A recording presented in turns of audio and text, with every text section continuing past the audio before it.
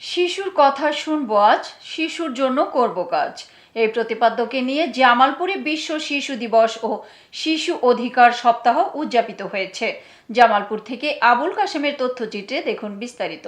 গতকাল দুপুরে দিবসটি উপলক্ষে শিশু সমাবেশ ও আলোচনা সভার আয়োজন করে জেলা প্রশাসন ও বাংলাদেশ শিশু একাডেমি জামালপুর।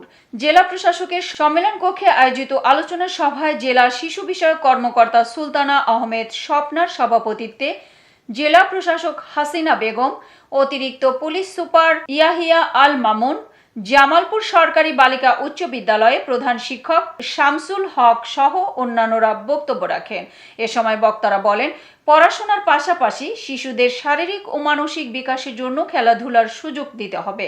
18 বছরের আগে শিশুদের স্মার্টফোন ব্যবহারে অভিভাবকদের সতর্ক হওয়া ও শিশু শ্রম রোধে সরকারের তৎপরতা বৃদ্ধির আহ্বান জানান বক্তারা।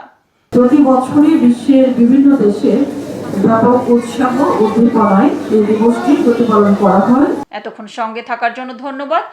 i1 টিভি নিয়মিত আপডেট পেতে ভিজিট করুন আমাদের ওয়েবসাইট, ফেসবুক, ইনস্টাগ্রাম ও ইউটিউব চ্যানেলে।